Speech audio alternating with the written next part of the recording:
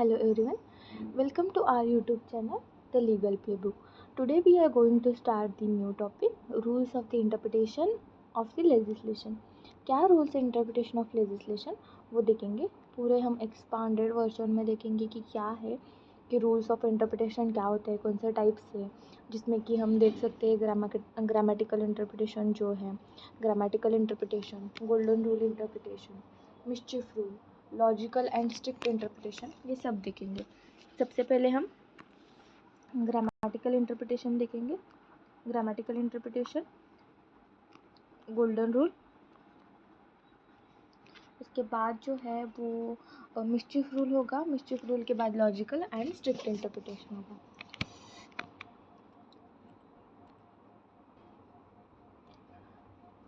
सबसे पहले तो हम इंटरप्रिटेशन की ज़रूरत क्यों है, नीड क्या है इंटरप्रिटेशन ऑफ स्टैट्यूट का, तो वो पहले हम देखेंगे.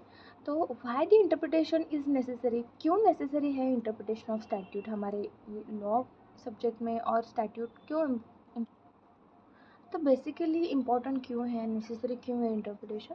Even though the laws written down में है, even though the laws are in the written down, interpretation is required. Because interpretation क्यों इम्पॉर्टेंट है, लैंग्वेज इज ऑफन एम्बिगुअस और वेग होगा. जब लैंग्वेज जो है वो ऑफन एम्बिगुअस होगा, वेग होगा, और स्टैट्यूट में भी not forcing the future circumstances जो है, जैसे नीड होगा वैसे ही क्या होगा, जो प्रॉब्लम्स होगा वो चेंजेस होते जाएंगे. तो हमको इंटरप्रिटेशन उस हिसाब से करना चाहिए. तो यहाँ पे इंटेंट ऑफ लेजिस्लेचर क्या है, जो लेजिस्लेचर का मेन इंटेंशन क्या है, लॉज जो मेकिंग के पीछे जो है वो हमें यहाँ पे अंडरस्टैंड करना है. Must be discover when the wording is not clear, जब वर्डिंग क्लियर नहीं है. तो ensure that the justice is done, जो जस्टिस डन है to in the spirit, not just a letter पे. तो उसके बाद जो है primary rules of interpretation and secondary rules of interpretation, ऐसे टू टाइप्स में पड़ेगा. तो प्राइमरी रूल्स ऑफ इंटरप्रिटेशन में हम सबसे पहले तो these are the foundational principle applied होते हैं कोर्ट्स में. तो यहाँ पे सबसे पहले तो लिटरल रूल हम देखेंगे. लिटरल रूल प्राइमरी रूल्स में आएगा. तो लिटरल रूल मतलब क्या होगा, कि literal rule, the statute must be read word for word. जो वर्ड फॉर वर्ड है वो स्टैट्यूट कैसे होगा, रीड होगा यहाँ पे. Giving each term it's ordinary, natural and grammatical meaning. Each term को जो है वो ordinary, natural and grammatical meaning यहाँ पे दिया जाता है. की पॉइंट क्या आएगा यहाँ पे, मीनिंग इज़ क्लियर है यहाँ पे. There is no need for the deeper interpretation, यहाँ पे कोई ज़रूरत नहीं है, क्योंकि लिटरल मीनिंग हमें लिटरली लेना है, कि जैसे वर्ड टू वर्ड दिया गया है वैसे ही हमें क्या करना है, हमें यहाँ पे मीनिंग लेना है. हमें कोई यहाँ पे अल्टरनेटिव मीनिंग नहीं लेना है, हमारी बुद्धि का वापर नहीं करना है यहाँ पे. तो यहाँ पे हम एग्जांपल में क्या लेंगे यहाँ पे, तो बेसिकली यहाँ पे state of Rajasthan versus Leela, जो इनका केस है 1965 का. तो यहाँ पे literal interpretation applied to the Rajasthan premises eviction act में है, वहाँ पे लिटरल इंटरप्रिटेशन अप्लाई होगा ऐसे बोला गया है. तो municipal corporation of Delhi versus Tekchand Bhatia में क्या बोला है 1980, literal means taken for them term house, जो है वो लिटरल मीनिंग ही लेना है यहाँ पे, ऐसे बोला है.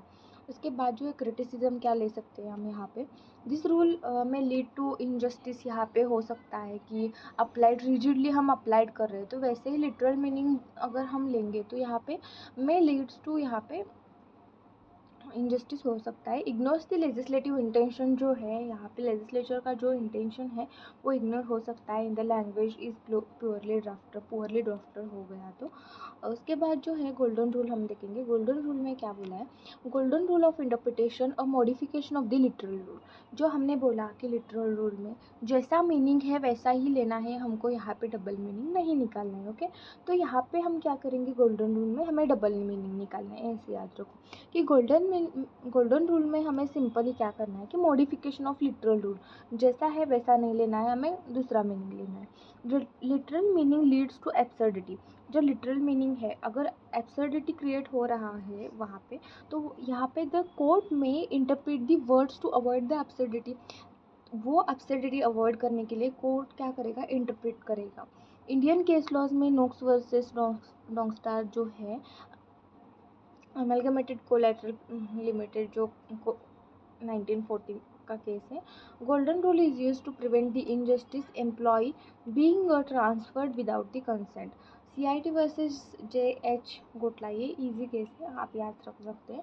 1985 का केस है। Golden rule is apply to avoid the absurdity in income tax act. जो इनकम टैक्स एक्ट है वहाँ पे गोल्डन रूल आप अप्लाई कर सकते हैं एब्सर्डिटी अवॉइड करने के लिए।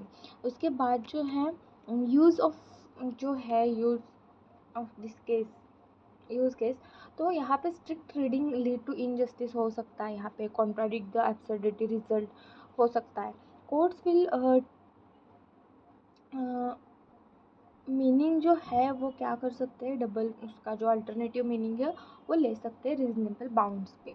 उसके बाद जो है मिस्चिफ रूल, यहाँ पे हम rule in head on case भी बोलते हैं मिस्चिफ रूल को। तो यहाँ पे जो फोकस ऑन द मिस्चिफ और प्रॉब्लम जो है, फोकस किस पे करना है, मिस्चिफ जो है, प्रॉब्लम जो है उस पर हमें फोकस करना है।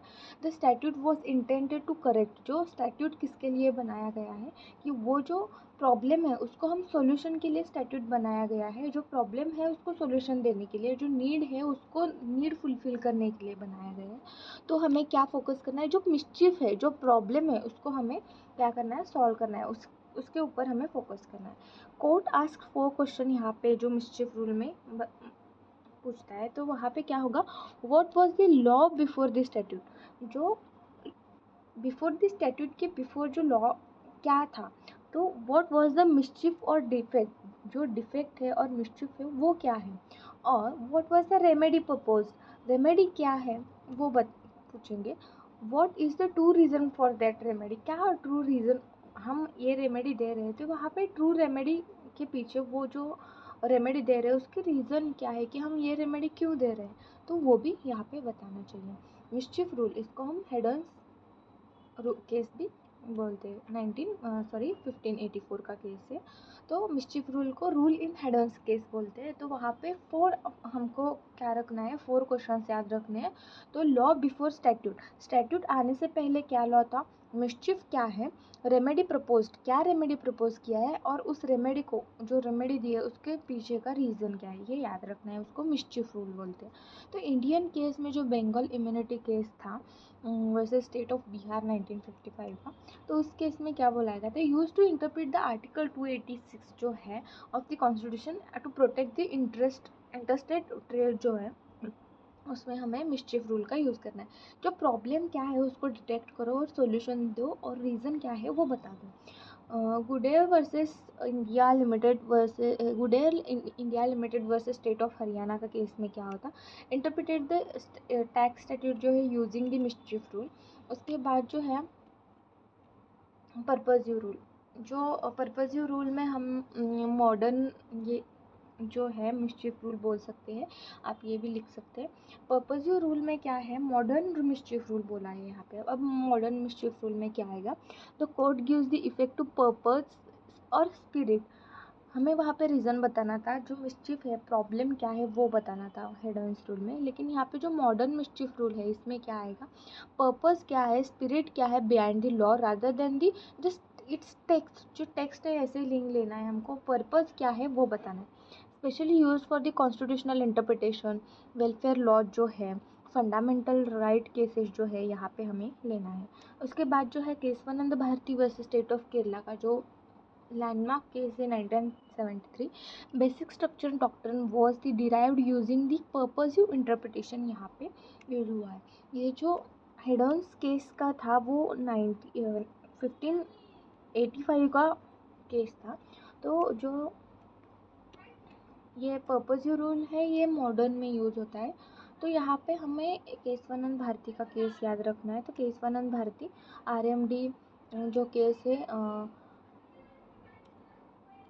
RMD चमरबाग वाला वर्सेस यूनियन ऑफ इंडिया का जो केस है, इसमें interpreted the law in the light its object जो है रिगार्डिंग द गैम्बलिंग के रिगार्डिंग जो था उस केस में बोला गया था। अब यही केस और नवतेज सिंह जौहर का जो 377 ऑफ IPC होमोसेक्सुअलिटी जो रिपील किया, डिक्रिमिनलाइज किया गया, उसको आप याद रख सकते हैं।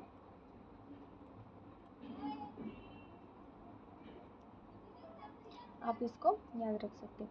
उसके बाद जो है secondary rules aid to interpretation.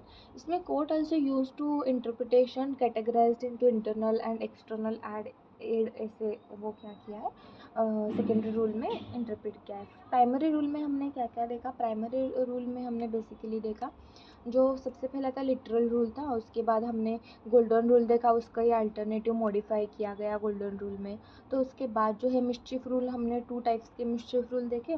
Mischief rule में पहले तो था वो हेडन्स का, एंशंट बोलेंगे हम उसको, हेडन केस का था 1585 का. और उसके बाद जो मॉडर्न था पर्पस रूल का, तो वो आ गया. उसके बाद जो है वो सेकेंडरी रूल में क्या आएगा. सेकेंडरी रूल में बेसिकली एड्स ऑफ इंटरप्रिटेशन में देखेंगे कि यहाँ पे internal aid and external aid ऐसे दिए गए हैं. तो internal aid and external aid में क्या आएगा. तो इंटरनल एड में विद इन दी एक्ट, जो एक्ट के अंदर होता है वो इंटरनल एड बोलेंगे हम. यहाँ पे जो प्रियम्बल है, डेफिनेशंस है, हेडिंग्स है, मार्जिनल नोट्स है, उसके बाद प्रोविजो जो है, एक्सप्लेनेशन, शेड्यूल्स है, वो जो है इंटरनल एड्स में आएंगे. तो उसका जो प्रियम्बल है shows the object and purpose of the act. का जो object है, purpose क्या है. example of preamble of the constitution हम यहाँ पे example लिख सकते हैं. उसके बाद definition की terms क्या है, defined to avoid the ambiguity. उसके बाद headings and marginal जो है help to understand the sections. and proviso जो है qualify the main section and explanations.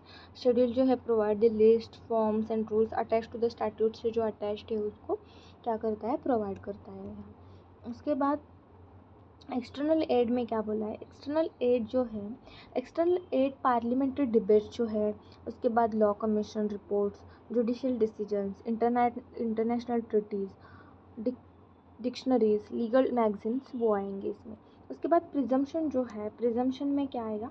Courts presume that the legislature does not intend injustice. Presumption हमें ऐसे ही लेना है कि कोर्ट का ऐसे मतलब नहीं है कि इनजस्टिस नहीं है, एब्सर्डिटी नहीं है, does not violate the fundamental right. जो लेजिस्लेचर जो लॉज बनाए हैं उसके पीछे का जो इंटेंशन है. डज नॉट रिडंडेंट और meaningless words, respect the international law and committee.